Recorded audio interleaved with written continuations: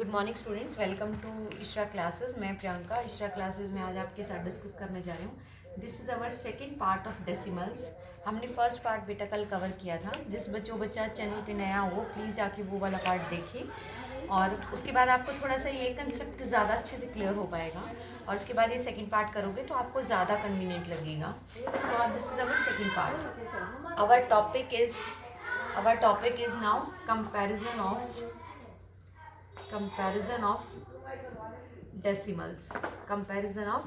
decimals। Okay, comparison of decimals. हमने कल बेटा एक्सपेंडेड फॉर्म में कैसे लिखते हैं, उसको इन वर्ड्स और वर्ड्स टू फिगर कैसे लिखते हैं, वो सब सीखा था।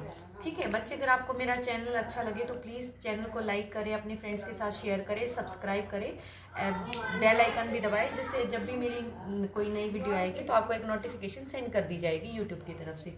Okay, comparison of decimals. Comparison of decimals में क्या करते हैं, सबसे पहले हम करेंगे कि जो होल पार्ट आपका गिवन है, होल पार्ट जो आपका गिवन है उसको कंपेयर करेंगे, to compare. Okay, whole part का मतलब क्या है, suppose two numbers are given to you, for example 235.89 and 236.70। Okay, so this is your whole part, ठीक है। तो आपका जो नंबर डेसिमल के इधर होता है वो होल पार्ट कहलाता है and this is your decimal part. Okay, तो सबसे पहले आप होल नंबर को कंपेयर करोगे, दैट इज 235 एंड 236। अब आप देख सकते हो कि 236 इज ग्रेटर देन 235, तो हम यहीं से बता देंगे कि ये वाला पार्ट जो है बड़ा है कंपैरिजन टू दिस पार्ट। अब हम डेसिमल वाले पार्ट में नहीं जाएंगे, हम सिर्फ इसी वाले पार्ट को कंसिडर करेंगे कि अगर होल पार्ट बड़ा में कंपैरिजन आपका एस्टेब्लिश हो जाता है तो हमें डेसिमल वाले पार्ट को कंपेयर करने की ज़रूरत ही नहीं है। सेकेंड केस आपके पास आता है कि सपोज करो कि आपका जो डेसिमल पार्ट है, सपोज करो जो आपका होल नंबर है वो इस तरह से दिया हुआ है, सपोज मैं उन्हीं को ले लेती हूँ 235.235। उसके बाद ये वाला डेसिमल पार्ट है। अब यहाँ से आपका डेसिमल पार्ट स्टार्ट होता है, ठीक है। अब आप देख रहे हो कि होल नंबर जो है आपका, दोनों जो केसेस में दोनों नंबर्स के अंदर होल नंबर जो है वो सेम है, that is 235 is here and your 235 is here. In this case आप नहीं बता पाओगे कि which one is correct, which one is more than the other one. तो इसके बेसिस पे, इस नंबर के बेसिस पे आप कंपैरिजन नहीं कर पाओगे। तो अब आप इसमें डेसिमल पार्ट पे जाओगे, suppose your decimal part is 7 4 and there is 8 6। Okay, so अब आप क्या करोगे कि आपको पता है यहाँ पे 10th डिजिट पे है, यहाँ पे 100 वाला पार्ट है, 100th वाला पार्ट है, देन 1000th देन 10,000। तो अब आपको दिख रहा है कि 10th वाले पार्ट में अब आपको दिख रहा है कि एक डिजिट 7 है एंड एक डिजिट आपकी 8 है। बच्चा, आपको दिख रहा होगा कि as you know 8 is greater than 7, so you will say that this number is greater than this number, that is 235.86 is greater than 235.74. somewhat the quantity is very less but still आपके पास comparison करने का एक logic तो आ गया ना कि आपके पास जो 8 डिजिट है that is greater then the 7 1। सो आप कहोगे कि ये वाला पार्ट जो है वो इस वाले पार्ट से ग्रेटर है।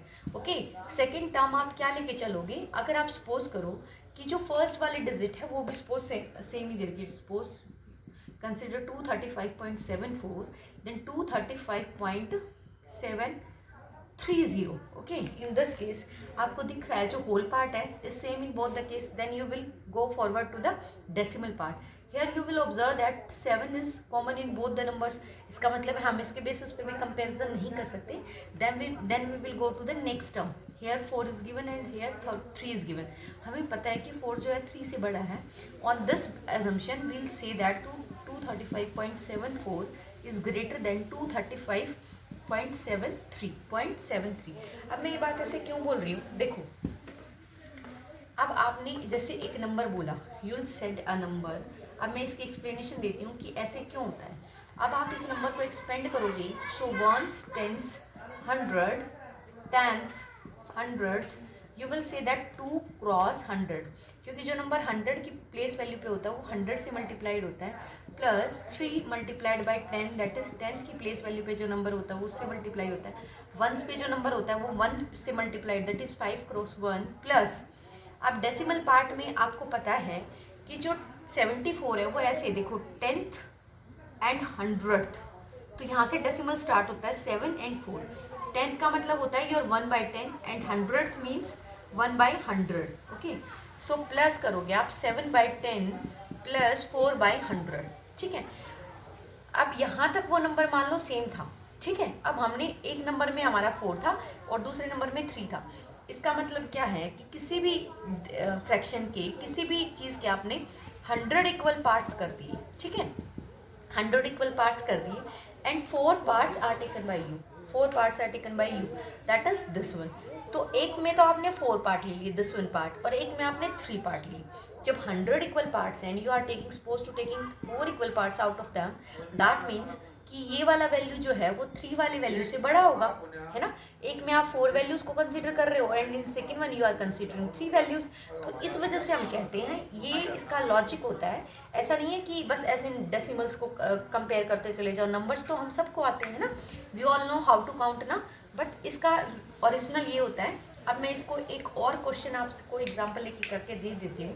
जैसे फॉर एग्जाम्पल 8, 9, 7.875.